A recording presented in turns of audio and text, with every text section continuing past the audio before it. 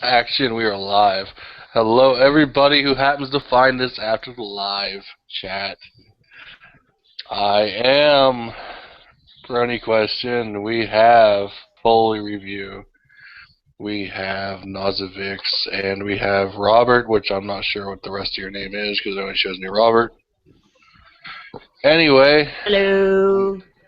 we are going to go over the sequel of Equestria Girls, Rainbow Rocks. And more or less, we're gonna go over what we think and hash out and pretty much argue our opinions, I guess, and go from there. Or try and just kill play each it other, in whichever comes first. stream. What's Yeah, that? We can talk over it. We can. I can't, because I mean I could screen share it, but you'd get no audio, and that would get it'd flag us. Google would flag it bigger than crap. I claim this video They for would flag prison. it. But there's actually an app Anyway. for video sharing. Let's get back to the topic, shall we? Yeah. we should. Anyway, Master of going ceremony, take it away. Yeah. Anyway, how did the movie flow for everybody? Better than the first one, I can tell you that much. You want to go, Naz? Okay, yeah, because I actually did touch on this in my little post-theater thingamajig. I think the movie did sort of suffer from the fact that the writers are, because it was written by McCarthy, wasn't it? I have no clue. I'd have to go back and look. I'm fairly certain Megan wrote it. And what I think is and she wrote the first one as well. What I think is that she's not quite used to having literally an hour and a bit to, well, no, a little less than an hour to tell a story, because it was a much better pacing than the first one was, but it did have those moments where I'm like, whoa, I've got whiplash, what's going on here? Like, you know? It had those moments. I think it was the fact that Twilight showed up, and suddenly there's the conflict with the sirens, and then whiplash to Sunset Shimmer being like, oh, yeah, and then the sirens capitalizing on that, and then suddenly the sirens, you know, it's like, just, I'm not explaining this very well, because I'm sort of by the new guy. Hello, person. That's alright. Yeah, but you know, it kind of went with... Just roll with it. Yeah, went with, like, the sirens. At first, the sirens were being all, like, subtle and like, ooh, we may or may not be evil. The audience knows, but you don't, spooky. To being just outright evil. And then, like, and then they're being manipulative again. And it just, it bounced back and forth. And I feel like there was, like if they'd maybe taken the time to space it out a little bit, it wouldn't be so bouncy, and maybe, like, they're good villains. They are very good villains, but they could have been better, you know what I mean? Oh, yeah. Yeah. Oh, really? Hold on. You gotta take it off for me, guys. Jesus Christ. Okay, so I'll go next then, so while we're waiting for him. As far as the movie flowed for me, basically I thought it flowed a whole lot better than most of the shows in the actual series, as well as the first movie. Mm-hmm. But the thing that got me the most was the songs. That's what got me. The way they were paced out, it seemed like they were kind of like... It wasn't like they were one after the other, but it seemed like they didn't fit sometimes with what was going on. I would sort of argue that point, but that might maybe just because sorry. I would argue that point because it is a movie about a battle of the bands, so a lot of the conflict does happen around music, and honestly, at least the songs fit this time. Like in the first movie, like they had that lunchroom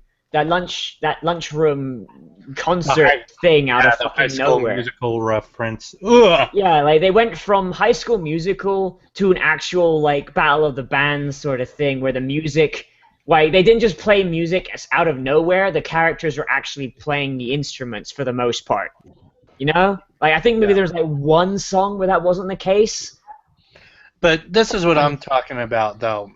It's like in between the songs is what I'm talking about. They were spaced out so that they fit, but in between where the conflicts were, it didn't seem like it fit, sort of.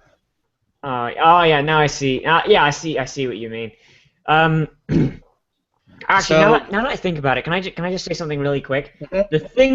Like my main actual biggest issue with the flow of the movie is towards the end, actually, because it seems so front It was loaded. rushed. Yeah, like the ending comes so fucking quick you can blink and miss it. Oh, are we allowed to swear in this or no? I'll let it go. Alright, I'll try to not to overdo it, but I'll just make it a mature rating, that's all. yeah, but you get what I mean though. It's like you could blink and you could miss that fight. It's the same issue they had with the Sunset Shimmer fight. She shows up, she turns into a big demon, she enslaves everyone. Everyone clasps hands, and in my fanfic they kiss, and then they blast her with rainbows. They kiss. You. But anyway, alright. Okay, let me say something on that. On that, Mark, with the whole rushing the ending thing. If you notice with a lot of movies, it's the exact same way. No, not a lot of movies. Okay, most of everything done in animation. Yeah, animation, yeah. Yeah, it seems like as they get to the end of the movie, they seem to like run out of budget or something. I don't think it's so much run out of budget. It's pretty much the producer looks at it and says, Okay, it's done. We need it done by this date. It'd be really handy if you could have it done ahead of time so we can press it early. Which I think is why some of my favorite ways to do like a movie or something is to do the beginning and then do. And it's the same thing with like anything, games, movies, TV show.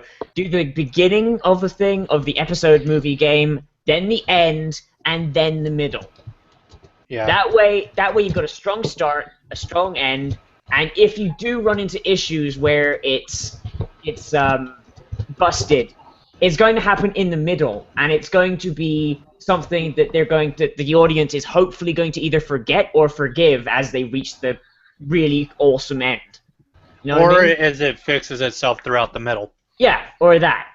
Okay, so let's not take 4 hours on this. Sorry. Well, no. I mean, honestly, it's scheduled for an hour, but it can go longer. That's the beauty of this. But anyway, Foley, did you want to touch base, or do you already? I want to thank you guys for filling in while I had to answer that call. Oh, we filled in while you were out, and we continued on. But like I was saying with the flow, and that in between the songs, it didn't really fit what was going on in the movie. You had the little classic schoolyard fights, but other than that, it didn't really flow for me, other than the way the songs kind of mishmashed and sort of made it flow. But yeah. I think the biggest issue is how quickly they just completely got rid of that, like, the whole Twilight subplot where she can't sing despite the fact we see her sing all the time. Well, I think what they were focusing on that is that because she never wrote a song. I think that was why. Yeah. They tried. I think that's what they was really focusing. Not so much that she couldn't sing. Well, like they could have. She didn't know what key. She didn't know what key to sing in her own writing. I think is what they were portraying. Yeah, because we all know she can sing because we've all seen the actual show. Yeah. The problem is I think they were trying to convey to the audience that she has no idea how to write a song. She doesn't know what key to sing it in, and how to keep that key. Yeah. But she sounded tone deaf. I mean, okay, I'll admit this. I cannot sing for shit. I mean, if you really want to focus in and grind on that subject right there, I mean, you can go from that and say, okay, when did she have time to practice any of the other songs that they sung during the? Yeah, that too. I mean, like, okay, I'm just gonna say this, and we can revisit it later, just like as a thing. I don't think Twilight was required in this movie at all, other than the fact that Hasbro needed to sell toys. Yeah. Like, I was gonna be more or less my closing scenario, but okay. oh, Okay. Okay, so let's move on to the next person. Robert, you're up. Yeah. Yeah, Robert hasn't seen it. He's gonna have a hard time oh, focusing Jesus. on it. What about you, Wondering? Have you watched it? Oh yeah, I watched it like 2 times. That's Yeah, about yeah. right. 2 times, yeah, good time. How did the movie flow for you? When I first watched it, I liked it. It flew good for me, and then the second time I watched it, I started noticing the things, and then I was like, it's kind of iffy, but I still like it more for the fan family that it's doing right now. So first time I watched it, I was like, it's good, and the second time I was like, yeah, like you said, it's kind of speedy for its own. Yeah, I myself, I've watched it a total of like 6. Yeah, you know when you like something, you watch it too many times. Well, that wasn't the only reason, because I was the main reason why I watched it so many times was I bought the soundtrack now, so I don't need it for the music aspect. But I was trying really hard to, I don't know. I was really trying to go over it with a fine-tooth comb, I guess you would say. Well, that's no way to do it. That's how CinemaSins does it, and they hate everything.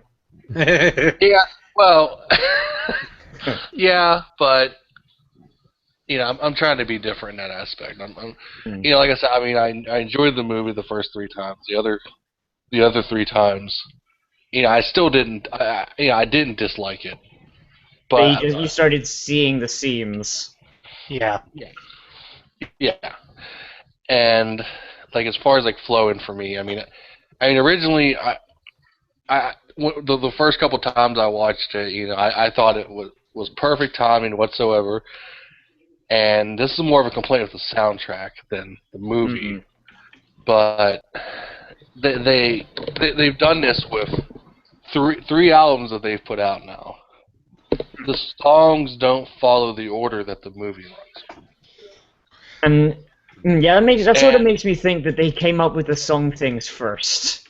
Exactly. So Which most of the time, that's what happens. Yeah. They'll produce the songs first, then they'll place it as they feel is relevant. Yeah. So Go ahead. yeah. This is what my thought was, as far as like them producing this whole thing. It was the fact that I'll admit the fact that they probably created the songs first. That's not inherently a bad thing, though. Right. But here's the thing I have with that. If you create the songs first, shouldn't you be putting the movie in the same order that you created the songs? Unless they I think it might just be they probably didn't make the songs in the they just had a list and were like, okay, here we need a villain song, we need a battle song, like a opening battle song, we need and like they just like, oh, I can't think of anything for this song today, so I'm gonna work on the end song and then see if anything comes up. Like, I think that's probably what happened. Yeah, but I mean, I don't mean like that. I mean like the way that the soundtrack is set up. Oh, okay. Well, again, I'm really picking at straws here. But I mean, as far as like soundtracks go, and this is me doing a completely unfair comparison to soundtracks, there's only been like one soundtrack that actually followed the flow of the movie where I could pop it in the car and it's like listening to the movie. And that was the Phantom of the Opera, the more recent remake of the Phantom of the Opera. The one that nobody likes. I like this music. I thought they did a good job on the overture. And I think a lot of people didn't like the actor. Yeah, that's probably true. But anyway, this is getting off topic. Let's move on from the sound. Let's move on from like that. Anyway, Wondering, we kind of cut you off. Would you have any more on your thoughts on the flow of the movie? No, not really. Not right now. No, not that much. I probably had to go over it again just to find more things. Okay, well, we're going to go to the next subject. Do you think this movie played more to the Brony fandom than the first one? Yes. Yeah. Yeah, Here's the thing. I don't consider myself a part of the fandom. I try and view stuff from an outsider's perspective. yeah, I try to too. I mean, But Yeah. I have to admit, though, they did kind of, like, it wasn't more for, like, it wasn't, like, just trying to sell it to the fandom, but it was also trying to sell it to those that have never even seen it, that like the pop music or whatever the hell they're singing in here. But can I just say Yeah. that I don't think it's pandering. I think it's little nods because they know that for the most part the Brony fandom did not like Equestria Girl. Like the most vocal things about the first Equestria Girls movie was how badly it sucked. So I think was like stuff like Derpy and Trixie and like even Sunset Shimmer like becoming an actually good character this time. Yeah, was like a little concession. Was like not even a concession, more of a yeah, we're fixing it, guys. Don't worry. Like that's how I kind of see it, and I might be wrong. Yeah, but here's Well, the thing. no. I don't use a lot of words the way they're supposed to in the English language. I use American English, otherwise known as the fucked up English. Otherwise known as the wrong English. Exactly. easy, children.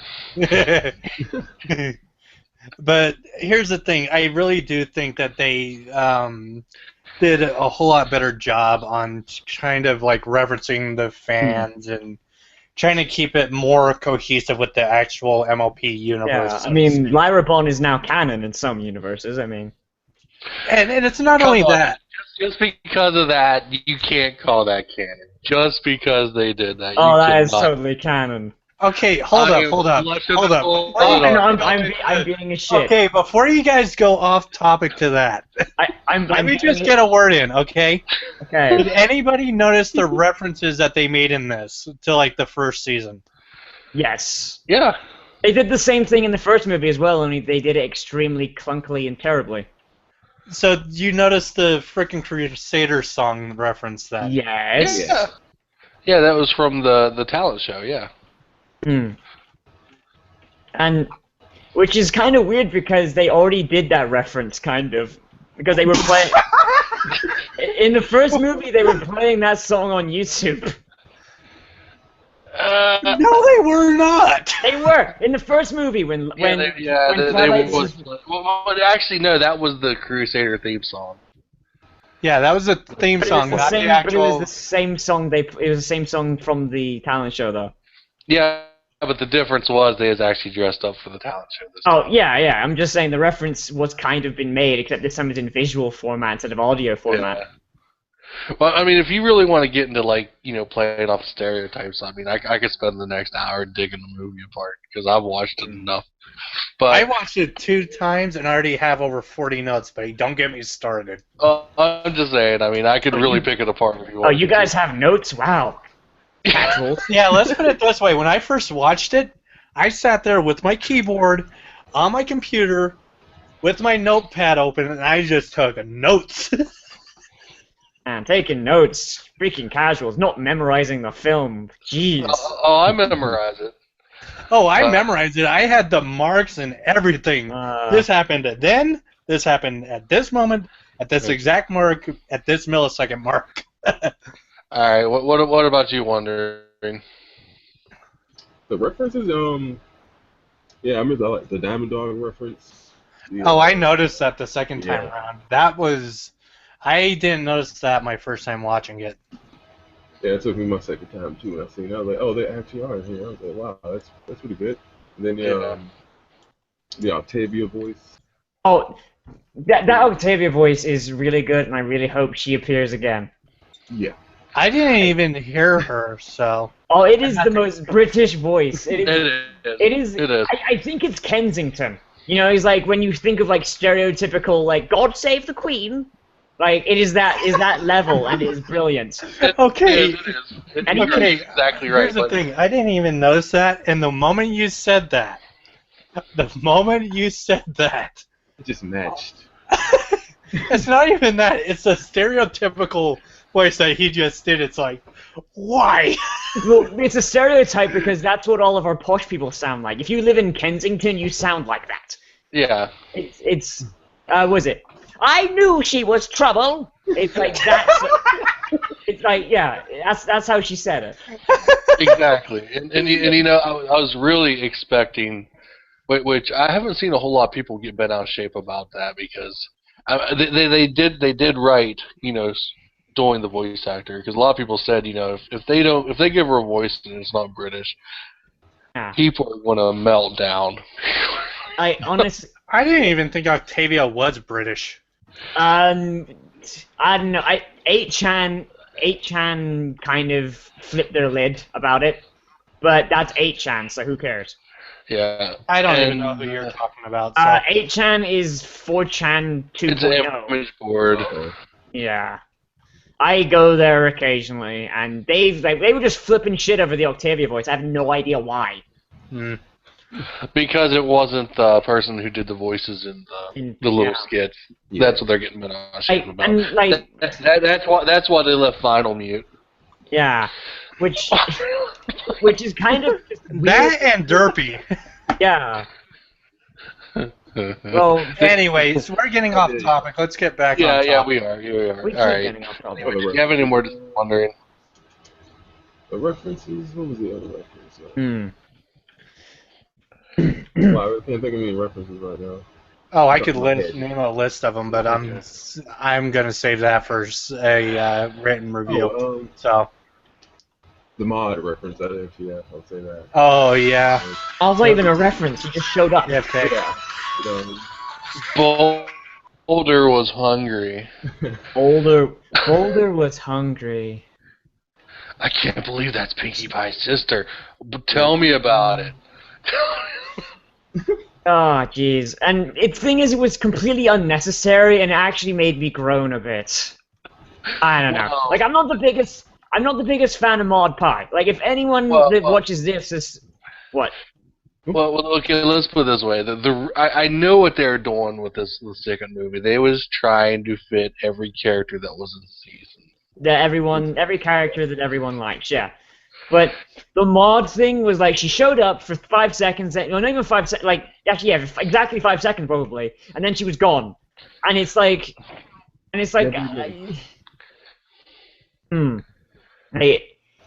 wasn't that big of a fan of Maud Pie, and she kind of irritates me a little bit. But if you're gonna do a cameo of a character that everyone is gonna blow their jeans over, either make it something that's semi-decent or don't do it at all. Yeah, I know what you're saying, and again, they were trying to because they did the slumber party at Pinkie's house. So obviously, they're supposed to be teenagers. Obviously, they're still going to live at home. Yeah. Yeah. And obviously, you know, they only did the one sister. Now they could have went really overboard and did the others, and they didn't because they weren't introduced. I knew the angle they was going for. Could you imagine if Maud had been like in a band? Oh, man. But like, actually, if I was in charge, that's what I would have done. Maud would have been part of a band. Okay, what would she be playing, though? One thing you're missing from season 4 to this one. In season 4, she's actually older than Pinkie. Yeah. But it doesn't. I think that's what they was trying to portray, that she's no longer in school because you did not see her in the halls. That's true. Okay, so sorry about that, guys.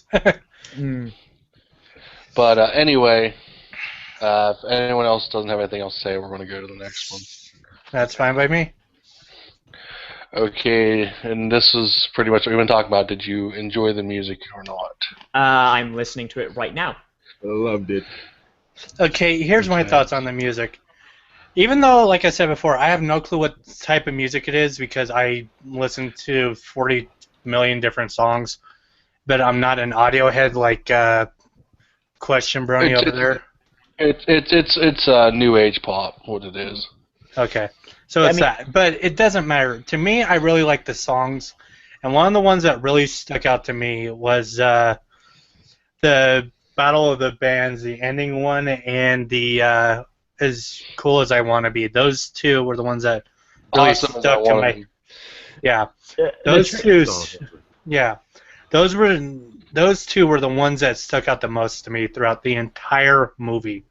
My favorite one was the Trixie one, actually, even though it was pretty short and cut off. I mean, There is a full version of that. yeah, I know, I've listened to it, and like it's probably my favorite. I think it's just because because it's Trixie singing, and it basically encapsulates her character in a song. Admit it. You think Trixie is best pony. The way he's talking about it and the way he's stuttering proves it. I neither confirm nor deny this. That just proves the point. I don't have a favorites. I don't have a favorite. I have favorites. So Okay, let me put it this way. I have no opinion on any of them. Okay. Well, anyway, wondering what do you think? After him, I'll go. Man, I love all the songs that came with the movie. Just like you said, "Awesome as I Want to Be" is like obviously my favorite song, and like the song was like it A wasn't. lot- It wasn't. Wait, what?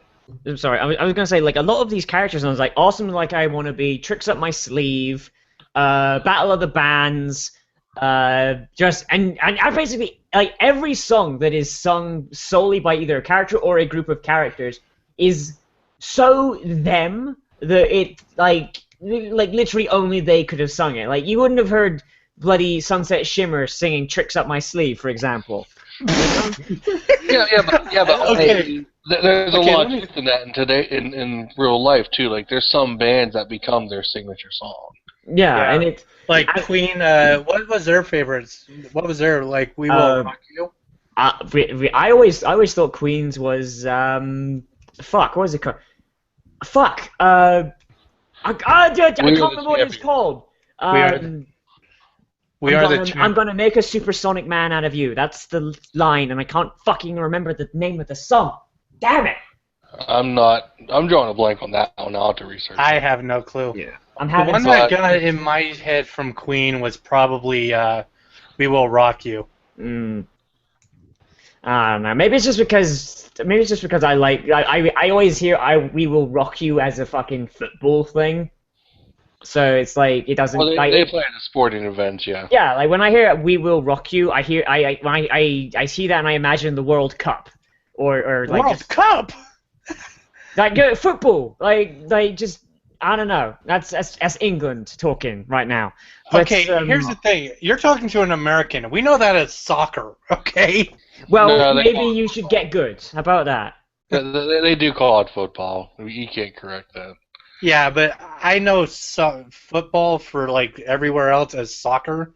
Because when I think of football, I think of throwing the old pigskin back and forth. Well, maybe you should call it hand egg, like it actually should be called. How about that? All I know is soccer was originally created for women. Okay. No.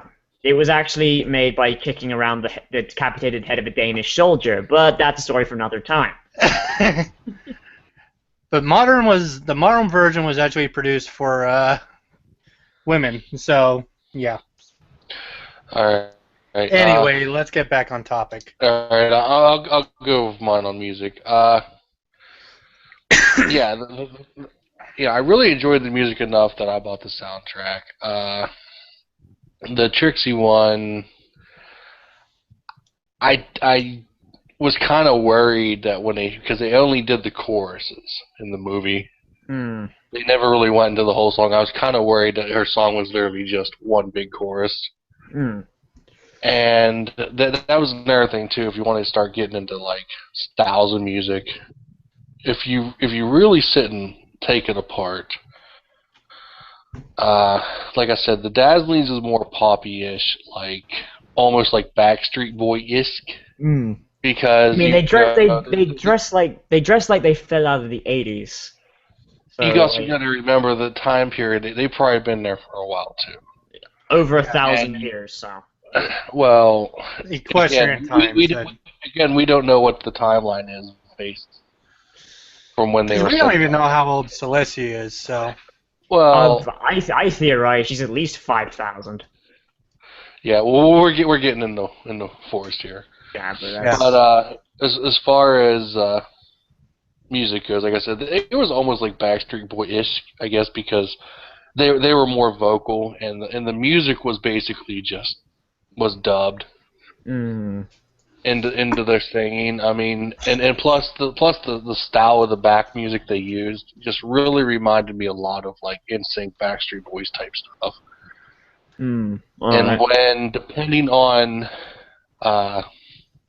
like now the main characters when they did their songs, when they did Shake Your Tail and when they did Awesome as I Want It, that was two different styles of songs there in a way. Because Awesome as I Want It reminded me a lot of like Eddie Van Halen, just because guitar. Because guitar. That's truly just the only thing. Because guitar. Jesus. And like and Awesome as I Want It, and yeah, like I said, that was almost like an Eddie Van Halen song. I could seriously see him doing that. And as far as like Shake Your Tail, that was a good one for them. That really focused in. One thing I actually noted about stuff like Awesome as I Wanna Be, and basically any song that basically quote unquote Rainbow wrote, was it seems to follow the same theme as a lot of Rainbow's instrument themes in the show, because if you notice, whenever Rainbow is doing her thing and being attention whore dash, there's a lot of that is her character. You cannot tell me it isn't. I always thought it was the arrogant prick, but okay. That's rarity, but okay. Yeah. But a lot of when Rainbow Dash is doing her thing, there's a lot of electric guitar going on. Like the Rain Boom episode was 90% fucking electric guitar, or like just really hard keyboard stuff. Like it's very it makes sense that Awesome as I Wanna Be would use a lot of stuff, and Van Halen used a lot of electric guitar, so it makes sense. You know what I mean? Yeah, and the only thing that was really different is the last battle music, which I really wish they would have put the whole thing in the soundtrack. Did anybody else get that reference that I was like Matt Pilgrim versus the World type thing? Yeah, they touched on that in the Bronies React video. And same with I Love Kim Possible did the same reference. Oh, yeah, that's from the Bronies React video. She did that. Yeah. Well, she also had her own little mini review too. So. Of course she did. Of course she did, because she does fucking videos on everything. Okay, that's my own personal biases coming out. I'm going to stop shit talking. I'm going to save my shit talking for my own videos. But anyway, I guess the only thing that I really loved the battle song, the actual battle at the end, but my main complaint was with the actual soundtrack because they don't have the whole thing there. Yeah, but I think that might just be because they want you to watch the film to get that thing. I don't know. Maybe there'll be a rip somewhere. I don't know. Yeah. Well, I mean, honestly, if I really wanted to, I mean, I could rip that out. Yeah, I mean, but you don't want to. I have hardware and software that I can do that. But yeah. Speaking of sorry. Yeah, let's get back on track. I have actually a thing about the song. The final song where Sunset Shimmer joins in. Yeah, how did you get since Sunset Shimmer and Twilight Sparkle both share the same song voice, like singing voice? How do you guys think that sounded? Do you think they sounded different enough? Yeah. There was like one or two octaves different. Yeah, I think it sounded different enough, but the fact that they sing so similar, one, I think it works thematically because they are literally mirrors of each other, and then there's also the fact that it allows them to harmonize really well. You know what I mean? Oh yeah. I mean, honestly, there was one reviewer who actually went into total headcanon territory trying to state that because there's rumors that they're going to do a Equestria Girls spinoff. Oh no, they actually are. Well, yeah, I mean, at the time when this guy was talking about it, was still a rumor, and basically Sunset Shimmer is basically going to be Twilight in that world. But one thing you have to, and this was me adding more to his headcanon. I said, and if you notice at the end, if you're gonna, after all said and done, when she gets out and she's writing the book at the end to her, I think what they're going to do is they're going to focus that Sunset's actually going to become. Yeah, Sunset's going to be doing. Twilight. Sunset's going to be doing that dear Princess Twilight bullshit. She's going to become a student of Twilight. But honestly, I don't think that works. I think because by the end of it, and even then, that's just as a whole, Twilight and Sunset are basically equals. They both gone through the exact same stuff up until basically alicornification. That's where you're wrong. Because remember, she abandoned her studies, and we don't know how far her studies actually went or what her study actually was. Yeah, true. Anyway, whatever. That's going into the comic stuff, and I don't care enough to go into that. Yeah, well, see, as far as I haven't read the comics, so I don't know. I have, so yeah, and it's we're gonna wrap this up, guys. That's all right. Let's okay. We'll go on to the next one. Did you think there was too much of a focus on the musical aspect? No. Really? Well, Yeah. Here's my reasoning behind it. Because if you think about the title, Rainbow Rocks, it has a music theme in there. So to me, it doesn't really overuse the songs like it did in the first movie. Well, that's true, but I think it might be. I think they could have stood from maybe cutting one or two songs. Eh, you know what I mean? It's because there was the issue with the there's the whole issue with the pacing towards the end that we got into, and if they couldn't extend the movie beyond what was it, 42 minutes? No, it was an hour and 13 minutes. Hour and 13. Okay, then I don't know where I pulled that number from, but if they couldn't push it to an hour 30, then they definitely needed to cut maybe one song so they could have that space to not rush the ending so badly. You know what I mean? Yeah, but if you think about, like I said before, if you think about a lot of animated movies, they do the exact same thing and people never complain about it, usually. I suppose, but people do complain, but people do complain, and that's why that's why a lot of times animated movies are just tossed away like no one cares. Unless an animated movie does its ending really well, for the most part, people don't care. Yeah, but here's the thing. Even then, the whole fact that people that I watched what was it? One Piece's Strong World. That one had no songs in it practically, and I had such a long script where I cannot record it because I screw up so much when I go to read off a script. Hmm. But thing is it was great. I liked it. But the problem is some of the characters in there I didn't like the way they were portrayed. That's One Piece, so it's an anime, so I actually cannot speak on that because I'm not a fan of anime, but... well, you could technically argue My Little Pony is anime, but... Don't you freaking dare! Well, here's the thing. Anime is just short for animation. Yeah, we use the term cartoon, which is anime. originally French. It has the Japanese connotation, so... It doesn't matter. Must Either say way. the affliction. Okay. I don't give two flying fucks. Okay. It's an Well, animated movie. Anyway. Anyway, that's just... Ugh. Yeah. Alright, well, wondering what do you think? Me, honestly, usually when I feel that it has too much musicals in it, it feels like when it's clogging me and slapping me in the face with musicals. But that movie, no, because it gave me breaks during times and then it just put the music back on it. It wasn't like bad music. It was the point where oh, this is good, or oh, this is funny, or this is just simple and plain. It's like, what? One movie I watched where they just kept throwing it and throwing it and throwing it. I was like, no, I can't watch this. I'm done. Yeah, I think I know which movie you're talking about. But, anyway, after that, again, this is more, fun. Did you overall like the final battle? Yes. So it could have, yeah, like you said, it could have been longer, but yeah, Yeah. I like it the way it was. If it wasn't restricted by its rating, then I would love for there to actually be a proper fight. Yeah. Like, Yep.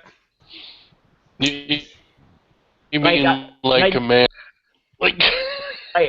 Just one thing that I thought would have been cool is like the dazzlings, the sirens had these big like personifications of their power, like those big serpent like seahorse things. Seahorses. Yeah, Oh, they weren't quite Sea seahorses though. They were too long. They were too. Sea ponies. Oh, you Season shit. 6. You Ponies. piece of shit. Okay, did anybody even get the reference with the Kamehameha waves? Yes, we Yes. got the reference. Just no one wanted to.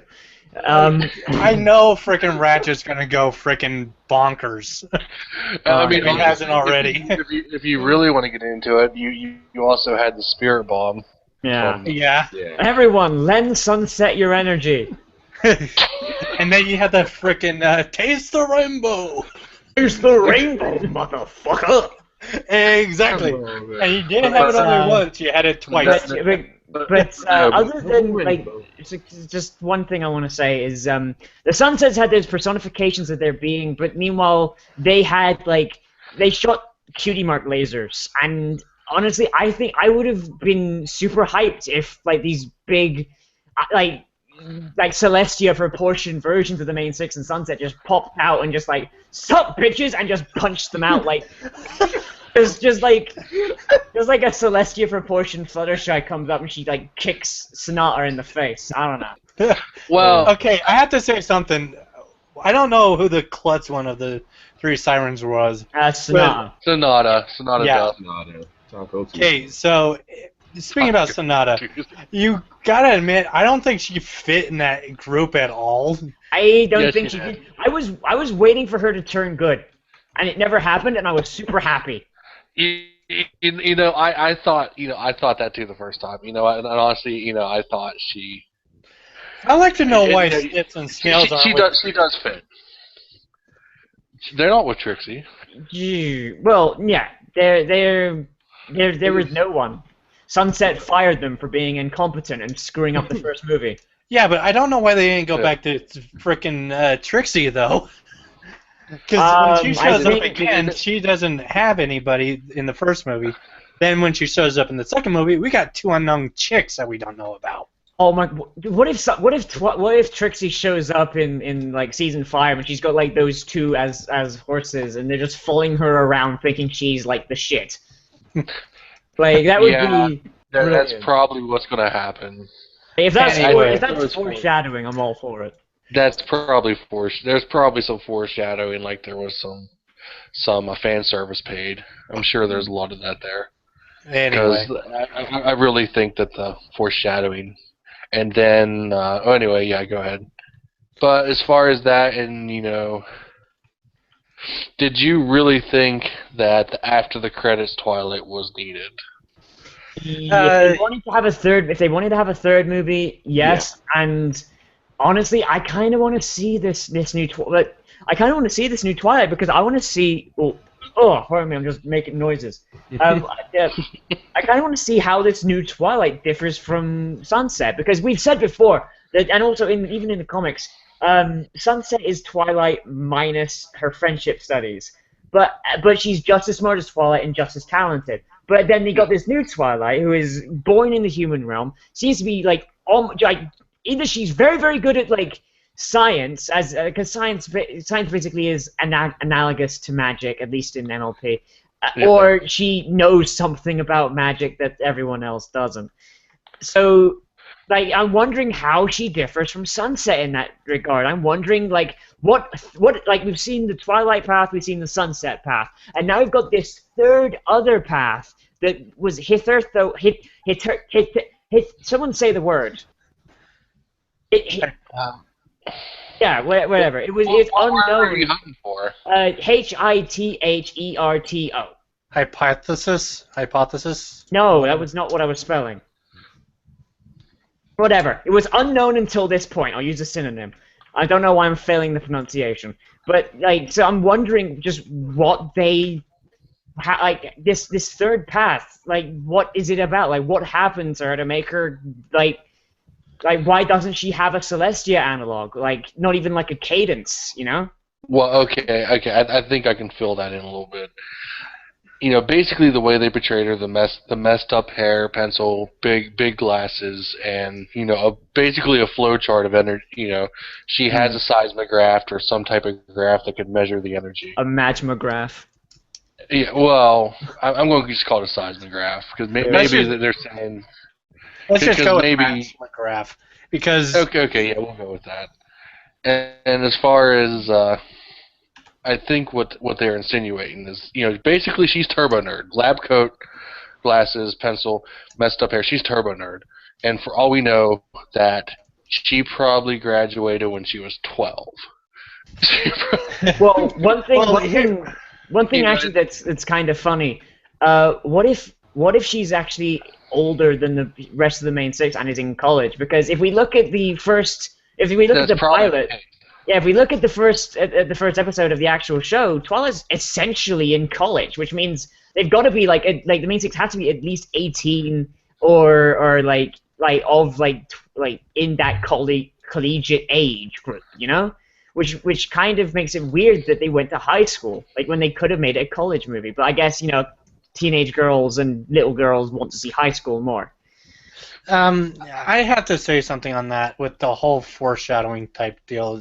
As going along with the question, I really thought it was needed because not only did it pique my interest in that, because I'm sitting here wondering, okay, we've got all the main six in the MLP, the Ponyverse, whatever, and then we go to the human universe. So we got the main five so far. We got Celestia. We got all of the ones that pretty much anybody can pick out. And we got a dead Sunset Shimmer clone buried under the football field. Or somewhere. She's got to be somewhere. Well, again, who's to say? Because remember, she, the pony version ran through the mirror to abandon her studies. Who's to say that the other one didn't come through at the same time? And I mean, for all we know, again, this is like total fucking exploding headcanon. Or alternatively, when Sunset first went through, she had like a rag of chloroform, grabbed Sunset, and then just dragged her back through the mirror and walked back through.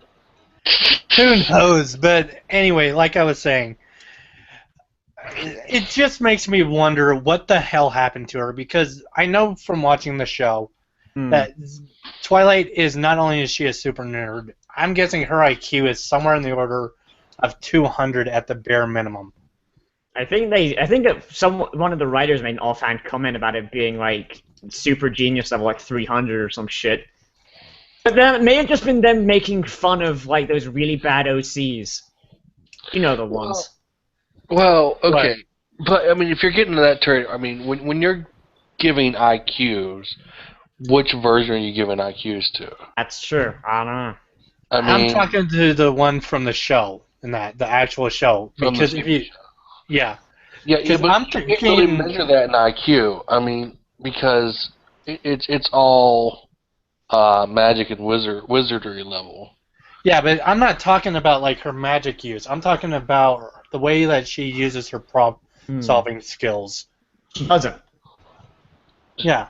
See, that's the whole concept of friendship, is to work out your problems with your friends. That was the whole case. I mean, because they dealt with that conflict in the movie, in the second movie, that she's supposed to be the princess of friendship, but yet she couldn't see them falling apart. Yeah. And actually, she sort of helped them fall apart. Yeah. Well, that, and plus she didn't want to. She didn't want to. Yeah, she didn't want to say. She went to ask for help with Sunset early on, and then she second-guessed it. Said, "No, I should be able to do this." And there was conflicts inside of conflicts there. Yeah. But I mean, as far as what I was getting at is with with basically like, yes, there's going to be a third movie, and I didn't go see this in theaters because the local theater that ran it, they did one showing, and I was at work when the showing was, so I wasn't able. And plus, I didn't have no one else to go with. I didn't want to be that one weird guy. Yeah, I'll say this. I don't endorse this, but I pirated the movie. But I don't endorse it unless you're going to pay for it or you're trying it. Well, what you do is you get in your windowless van, you drive around until you find some little girls, and then you ask them to go see the movie with you. No, because then you go. That's when you end up in a in federal prison. Maybe they'll have a showing in the prison. You don't know. Fuck that. But anyway, yeah, like I said, I don't endorse pirating, but that's how I viewed mine, and yeah. What did you think, Wondering? Me, I personally, in the first movie, I was like, if there's everyone, then where is Twilight? And I was like, oh, okay, so there's no Twilight. Then the second movie, when they actually, I was like, maybe I should watch it. Like when I first watched it, I was like, maybe I should watch it all the way to the end. Maybe they'll do something like they do with most movies. So I did that, and then I was just mind blown when I seen the other actual Twilight from that world. I was like, yeah, it totally should be that. And Right there. I think like, God, I'll just when you finish up this topic, I'll posit this, but Okay.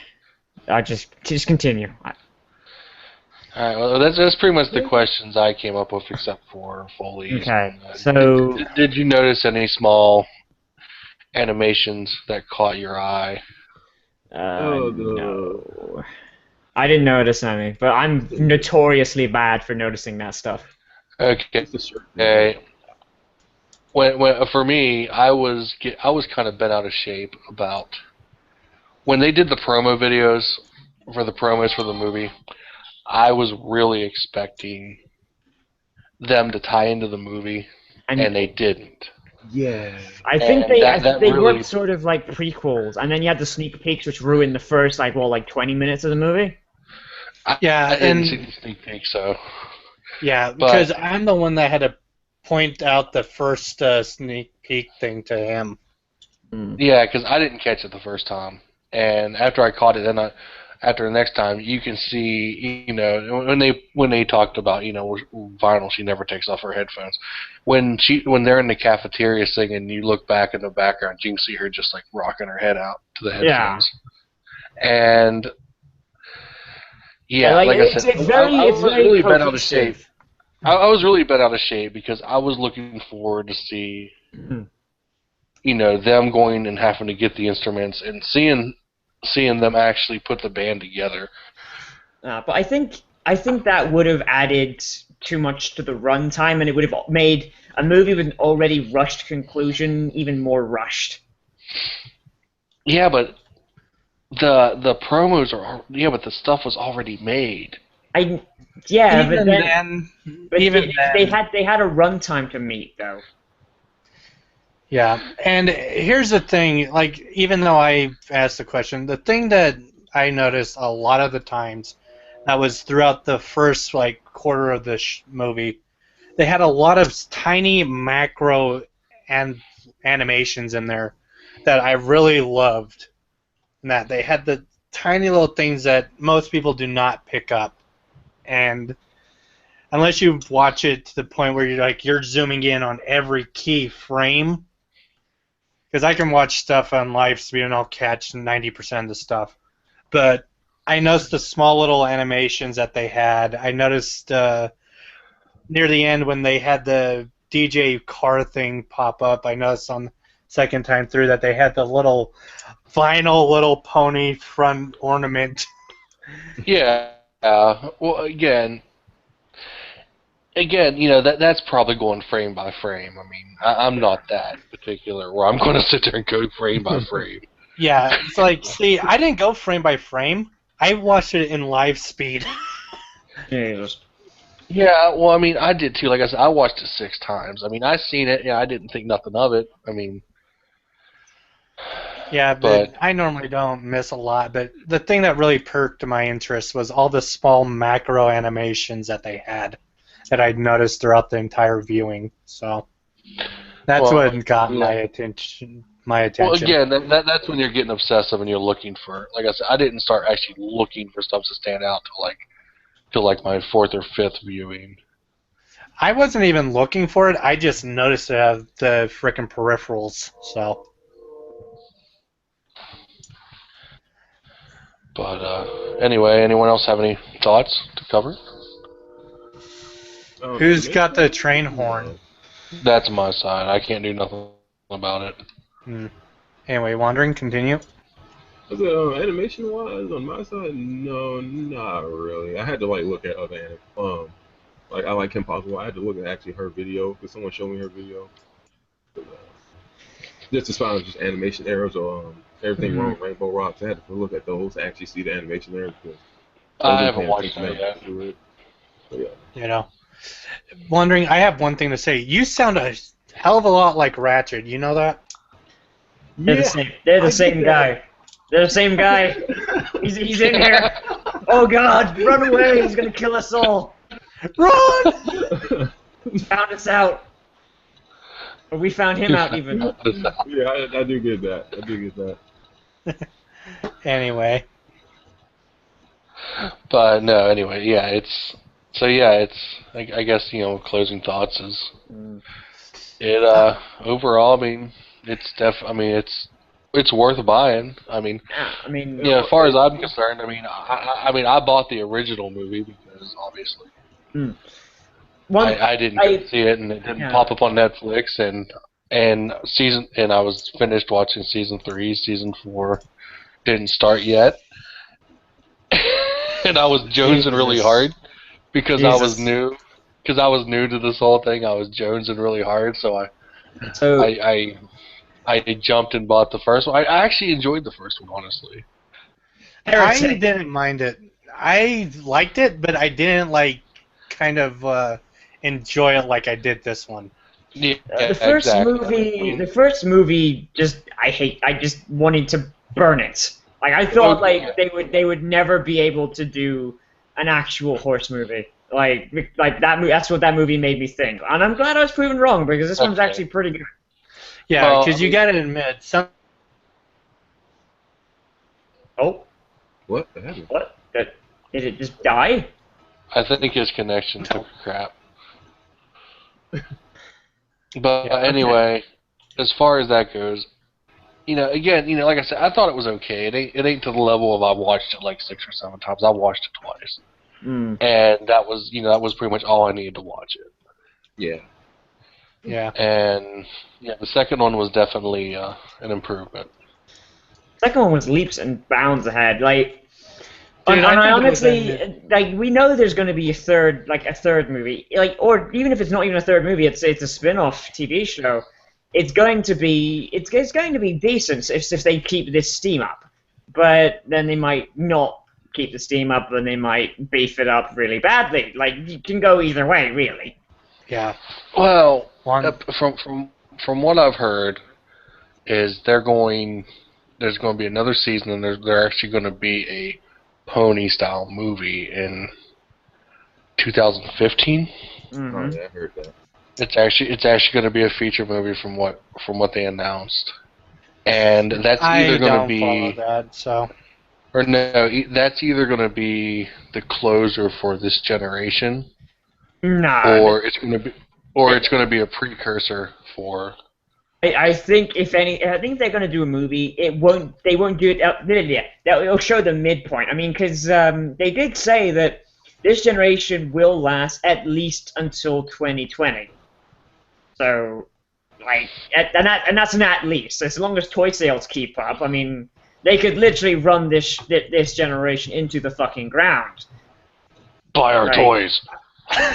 Buy our toys, Revelations. But that's that.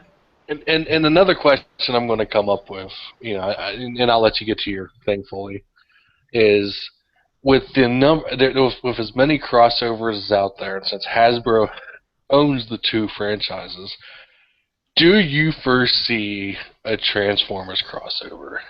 I mean, they did Yes. that in the first Give movie. it. the sound Give effects. me this. Give me this. Totally. Give me it right now. I'm throwing my money at this screen. Why is it not going in? Are we doing that Okay, whole okay, Gen animation thing? Yeah. Yeah, Shut up and take take my money. But Vinyl, But no, Vinyl, stop! You're breaking it! But no, seriously. And it if needs they to be did, 80s Transformers, though. it needs to be what? It needs to be the Transformers from the 80s. It, Oh. It'll never happen. they need It'll to, though. never happen. Well, but yeah, but you know, the second runner up and it would fit would be Transformers Prime Generation. That was good. Anyway, but what I was getting at is, if you look at like you were saying there, Nas, basically, if they were, as long as sales keep on going, you're looking at stuff like Pokemon, Yu-Gi-Oh, fucking. Don't What bring else? Yu-Gi-Oh into this because Yu-Gi-Oh burned. Well, I'm just talking like the cards, the whole, because they survive off the cards. They do. That's And what Pokemon does the same thing, even with their cards and their merch that they've got. And then you look at DBZ. It's like, what the fuck? Don't even bring up DBZ's gone, basically. I mean, No, they started up a new one. shit, they did. Yeah, Yeah, Dragon Ball they- Z Kai. They don't want to die. Yeah, but it's not the same person doing Kai.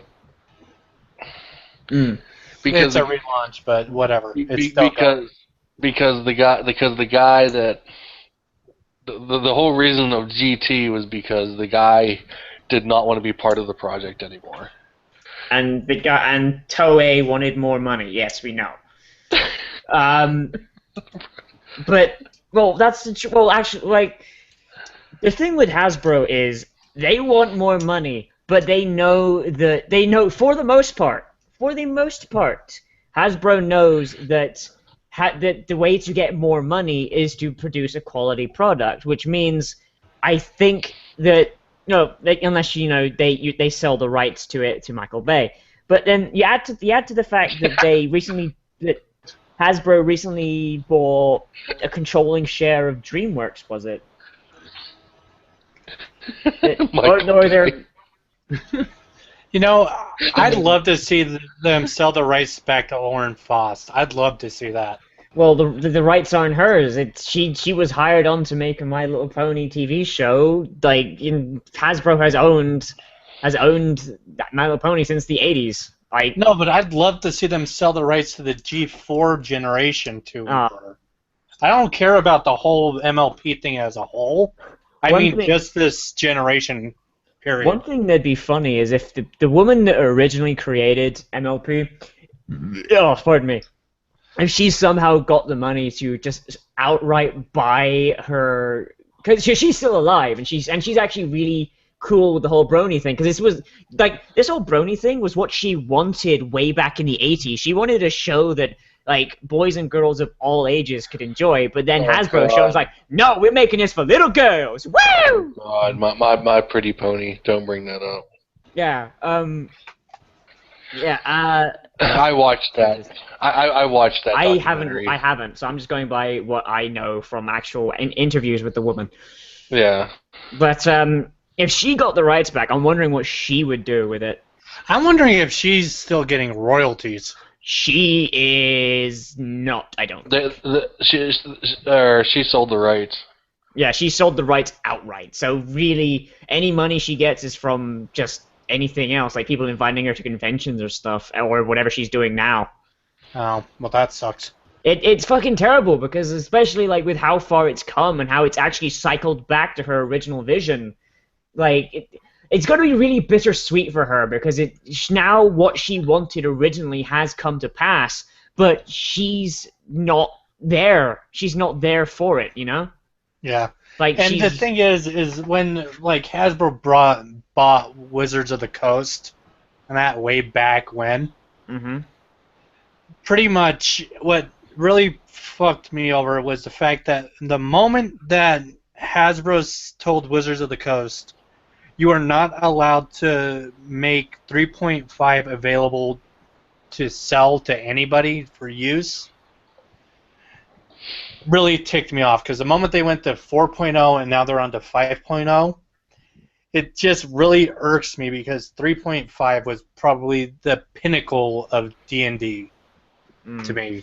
But it's stuff like that that really irks me, because now with Gary Gygax gone, and I forget the other guy's name that helped create it, it's just something that really irks me, because if you think about what Gary Gygax did and what the other guy did for D&D, the original creator for My Little Pony did for MLP itself, they both wanted to create a area in which people can sit around a table and talk to each other and not freaking be at each other's throats. They wanted to create a community in which they can interact in a friendly manner. Yeah. I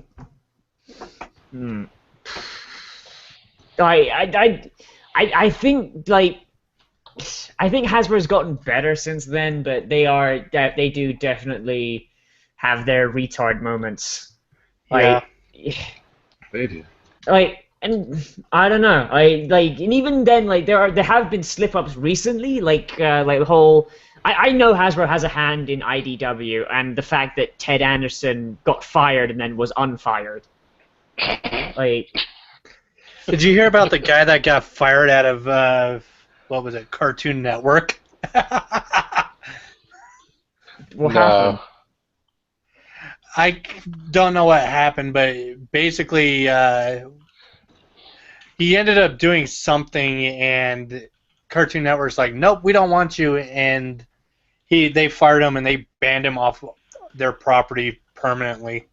Oh wow. Yeah. Wow. And it's the same thing that happened with the guy over at Disney when he was joking on his lunch break about making an X-rated parody of frickin' Mickey Mouse. But the thing is, though, Disney has done worse. Disney has done worse. They made fucking Nazi stuff, for Christ's sake.